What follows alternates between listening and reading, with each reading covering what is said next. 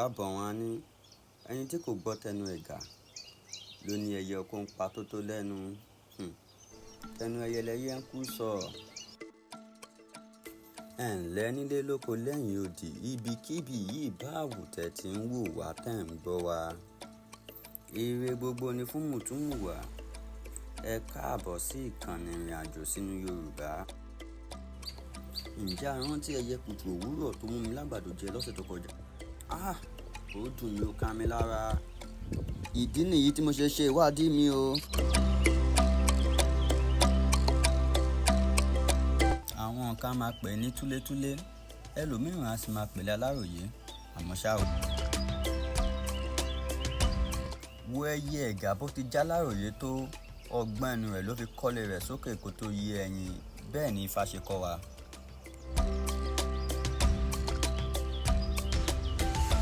Ẹyẹ ẹ̀gà táwọn olóyìnbó ń pè ní weavers tàbí bishops tàbí weaverbirds. Ẹ̀gà máa fa ewé yọ fi kọ́lé, ewéko pàápàá, pẹ̀lú ìkó wọn ṣámṣám. Ẹ̀gà kéré díẹ̀ lọ́wọ́ o, orí wọn a sì rí róbótó.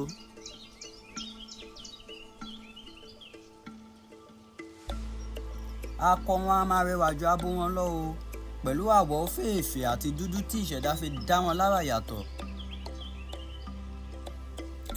Gẹ́gẹ́ bí gbogbo wa ti ṣe mọ̀ o, ìdààmú àgbẹ̀ gbáà ni ẹyẹ ẹ̀gà. Wọ́n á bojú pọ́n bẹ́ẹ̀ ní fakolos. Bẹ́ẹ̀ lọ darán wọn ẹ̀ ń dájẹ́ o, ní 2, 3, 4, 5, kódà wọ́n lè jẹ́ 30 bí oko olóko bá ti ṣe tóbi tó ní o. Kí wá làwọn àgbẹ̀ fi ń ṣọgbọ́n? Báwo ni wọ́n ṣe jọba lórí àwọn ẹyẹ yìí? Ẹ̀yin náà máa kọ́kọ́ ń pa ẹ́ kí fọ́nrán yìí ó tó parí. Ẹyẹ ẹ̀gà jẹ́ ọ̀kan nínú àwọn ẹyẹ oko tó gbajúmọ̀ jùlọ nílẹ̀ Yorùbá. Ṣàṣà nílùú náà nílẹ̀ Káàárọ̀ Oòjíire tí ó ti lè rí àwọn ẹyẹ wọ̀nyí. Kódà nínú ìtàn gan-an a fi ẹyẹ yìí tẹ àwọn ìlú kankan dó. Ọ̀kan nínú àwọn ìlú tí a fi ẹyẹ yìí tẹ̀dó òun ni ìlú Ifọ̀n. Ìtàn fi yé wa wípé nígbà tí olú Ifọ̀n máa kúrò nílé Ifẹ̀, Ifá ní pé kó wá ilẹ̀ síbi tó fẹ̀ dáadáa tí àwọn ẹyẹ ẹ̀gà pọ̀ sí kí ó tẹ̀dó síbẹ̀. Ibẹ̀ ni a ó máa pè ní Ifọ̀n ẹ̀gà. Èyí jẹ́ ibi àkọ́kọ́ tí olú Ifọ̀n kọ́kọ́ tẹ̀dó sí. Kò ì tán síbẹ̀ o. Ẹ̀yin ọmọ Ìjẹ̀rò Ògbómọ̀ṣọ́ ọwọ́ yín dà. Ẹ gbọ́dọ̀ bá wọn jẹ ẹyẹ ẹ̀gà o. Abẹ́ ti gbàgbé oríkì ní ará òjò gbọ́dọ̀ jẹ ẹ̀gà, bẹ́ẹ̀ wọn gbọ́dọ̀ jẹ ẹyẹ òrófó. Nínú ìmọ̀ Yorùbá, wọ́n á máa fi ẹyẹ wí ẹyẹ. Lórí ká ròbótó, wọ́n fi ẹ̀gà wé òrófó. Nínú ká kọ́ra wa nímọ̀ wípé kànnàkànnà máa ń fi ẹyẹ ẹ̀gà jẹ ní làwọn Yorùbá wá bọ̀ nínú òwe wọn wípé kànnàkànnà nà ọmọ ẹ̀gà, ìjà ń bọ̀, ìjà kì ó dé. Ẹ wá rí i pé àwọn bàbá wa kún fún ìmọ̀. Àlọ́ àti òwe ni wọ́n fi ń kọ́ra wọn lóye.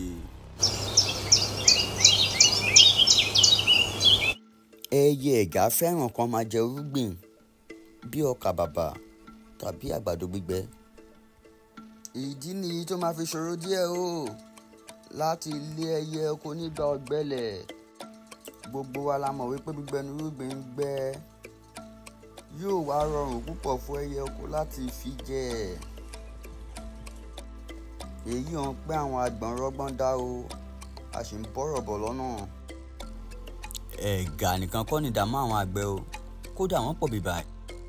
A ó mẹ́nu bà méjì nínú wọn lẹ́kùnrẹ́rẹ́. Ó ní ẹyẹ kan táwọn olóyìnbó ń pè ní buffalo weavers. Irúfẹ́ àwọn ẹyẹ yìí a lè rí wọn nílẹ̀ Káàárọ̀ Oòjíire o. Yálà la lè rí wọn nílùú Nàìjíríà lápapọ̀. East Africa, àwọn ìlú bíi Tanzania, Ethiopia, Kenya, Somalia, Sudan and Uganda, ibẹ̀ láti lè rí irúfẹ́ ẹyẹ yìí o. wọ́n á sì máa dá àgbẹ̀ irúgbìn láàmú lọ́pọ̀lọpọ̀. Proceed ahead.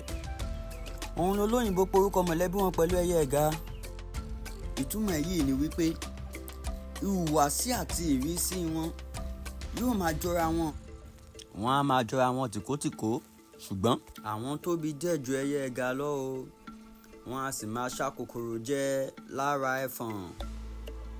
Bóyá porúkọ Yorùbá wọn ní ẹ̀gà ẹlẹ́fọ̀n. Kòwé tí àwọn olóyìnbó pè ní starlings. Gbogbo àgbègbè káàkiri àgbálá ayé lẹyẹ ìwà tó ti ń da àgbẹ̀ láàmú lóko wọn.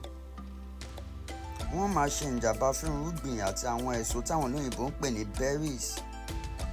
Ṣùgbọ́n tó bá ń pamọ́ lọ́wọ́, kí ni àwọn ẹyẹ yìí ń jẹ pẹ̀lú ẹyẹ ẹ̀gà? Kòwé á máa gbádùn láti jẹran aláìléegun bíi ti èkòló àti ọkùn tí àwọn olóyìnbó ń pè ní invertebrates. Ìlànà méjì àrídájú ni ìwádìí fi yé wa pé àwọn àgbẹ̀ fi ń jọba lórí àwọn ẹyẹ oko. Ìkíní ni ìdínkù olùgbé, èkejì ni ìdáàbòbò irúgbìn. Ìlànà méjèèjì yìí la ó ṣàlàyé lẹ́kùnrẹ́rẹ́ fún ìkádìí. Àwọn ẹyẹ oko á máa kọ́ ilé wọn súnmọ́ ibi tó ń ti rí oúnjẹ àbí irúgbìn láti jẹ. Ǹjẹ́ àwọn ènìyàn yàtọ̀ bí? Ṣebí a bá ti rí kan tá a fi sẹ́nu títa là ń ta tán síbẹ̀. Bẹ́ẹ̀ náà lórí fáwọn ẹyẹ oko. Ṣùgbọ́n àgbẹ̀ tí ó bá fẹ́ jẹ́ kí ẹyẹ fún lérè jẹ tán, wíwo ni wọ́n máa wélé ẹyẹ tán bá rí o. Nínú ìlànà ìdínkù olùgbé náà la ti ń fi ìsọ̀kọ̀ àti ìbọn pẹyẹ kó tó di pé a dáko.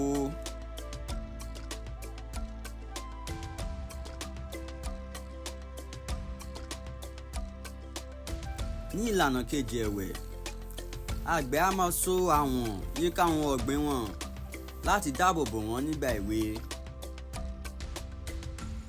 Ohun ìbẹ̀rù táwọn ẹyẹ lè fojú rí tán lè fi etí gbọ́. Ó pẹ̀lú nǹkan táwọn àgbẹ̀ fi ń lẹ́yẹ kúrò lóko. Àwọn ọ̀nà tí àgbẹ̀ ń lò láti dẹ́rù bẹyẹ lóko. Àwọn Yorùbá máa pe kíní òní dẹ́rù boko tàbí pa kókó. Wọ́n máa wọ aṣọ fún igi níṣe ènìyàn láti tan ẹyẹ oko jẹ bí ìgbà pé olóko ṣì ń bẹ lóko. Ọ̀nà mìíràn tó gbajúmọ̀ ni bíi kí wọ́n máa so pángolo mọ́ra wọn àbí àdó àbí igbá láti máa pariwo bí ìgbà pé àwọn ènìyàn ṣì ń bẹ lóko. Yàtọ̀ sí ìlànà àti ọgbọ́n tí àwọn àgbẹ̀ ń dá tí a ti mẹ́nubà wọ̀nyí, yóò ṣòro díẹ̀ fún àgbẹ̀ láti lé ẹyẹ oko lóko.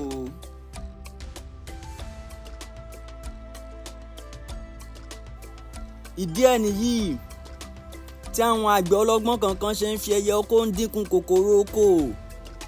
Ìtumọ̀ èyí ni wípé bí oko àgbẹ̀ ṣe wúlò fún ẹyẹ oko, náà ni ẹyẹ oko wúlò fún olóko.